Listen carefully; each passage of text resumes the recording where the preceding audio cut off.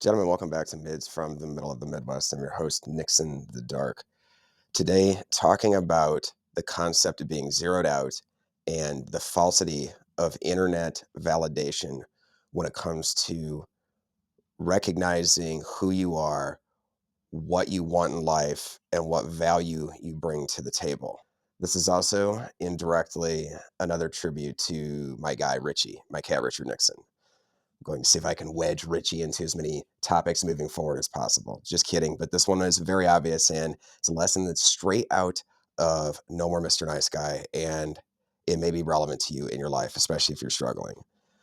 In the book No More Mr. Nice Guy, there was an anecdote that I remember about a guy who would dress up his daughter in nice clothes and take her to the park. And when he would go to the park, he would get all these compliments about how she's an adorable little girl and you must be a great dad and all of this positive emotion and validation. And the punchline to that habit was that now this guy was a patient of the author's who was examining all of these guys who had these similar issues. He was recognizing that when he would do that, he was doing it for his own validation. Like that movie, Indiana Jones and the Last Crusade. Why do you seek the cup of validation? Is it for his glory or for yours? When I got my cat in 2018, I was still dealing with every aspect of the nice guy phenomenon. Less attractive than I am now, physically, socially, behaviorally, while seeming normal to put off everybody I knew. Just my social skills were god awful.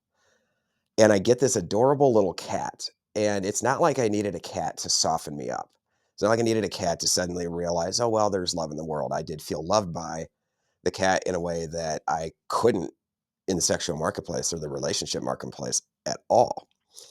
And because he's a cat and he looks funny, he looks great, he does funny little things, I started to post pictures of him on my Facebook and Instagram. And my friends, coworkers, and acquaintances just loved the little guy, genuinely. That shouldn't be shocking at all to anybody who's owned a pet. Plenty of people post pictures of their pets, and we all love our pets. And so we are happy to share the positive vibes, especially if it's just, hey, here's another picture of Richie doing something ridiculous. Here's a picture of my dog doing something crazy. Isn't that fun? Like, so over the course of the next few years, I had made a serious habit of this. I wouldn't say it was definitely not like a career. Like, I want to see if I can, make Richie famous because he's just so great. I was just going, cool, I'm going to share my cat with the world. And get all of this validation coming back. And I would love the fact that people in my life appreciated the fact that I had this wonderful cat. At the same time, I was being zeroed out on a legitimate adult level. All of the validation in the world that I could possibly get through Richard Nixon, that feeling was just empty at the end of the day. It was doing nothing for the fact that I was slowly but surely sliding off a cliff emotionally because I didn't understand how and why every effort I was making to be a legitimate man, a viable commodity in the sexual marketplace was getting me nowhere. And on top of that, I would even look at that validation that I got through my cat and ask, okay, people like me more. How come I'm still pathetic and lonely and not able to get a woman interested in me at all?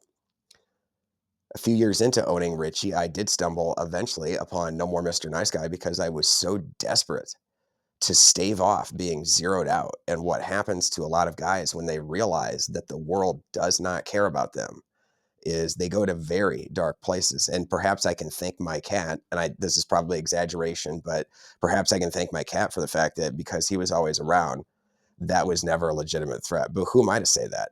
There are people who come up with unbelievably strange, non-conscious acts of self-sabotage that they're not even comprehending. I could have done the same thing. Yeah, maybe I would not have overtly tried a self-destructive act, but I was doing plenty of self-destructive things on a very low grade level throughout my life, all while getting a lot of, hey, man, I love your cat. Your cat's fantastic. What's his name? Oh, I love that name. Cool. Awesome. didn't do a damn thing for me. It's not the cat's fault. Why did I seek the cup of online validation? Was it for Richie's glory or for mine? It was for mine. It paid me nothing in return when I found No More Mr. Nice Guy and recognized this as approval seeking behavior. Almost overnight, I stopped. I stopped doing it because I realized, oh, this is all about you. This is about you. And you're feeding this big, huge, empty hole in your life to get someone to validate the fact that you're here.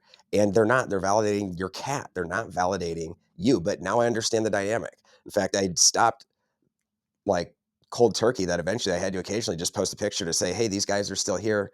They're still doing well. They're still doing fine. Just because a lot of people had sort of come to expect to see the presence of my cats just somewhere in their feed.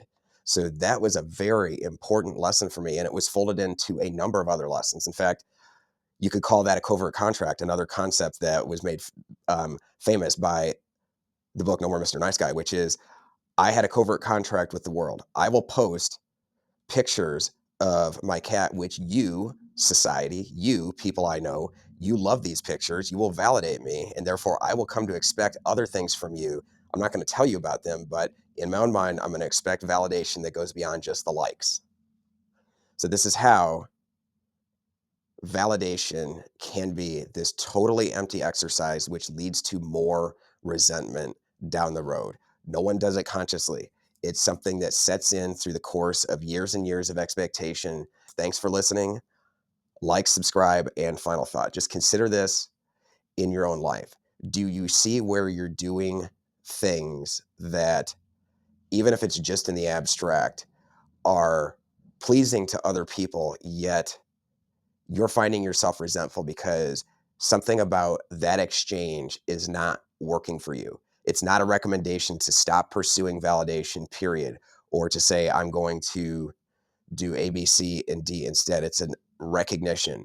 I am doing this because I need approval. And if I continue to do it, at least I understand the dynamic behind the behavior. Because if you don't and you keep trying to feed that bottomless well of need for validation, especially because when you're not able to admit on the other side that what you actually just want is to get laid, then you get into a very dark place.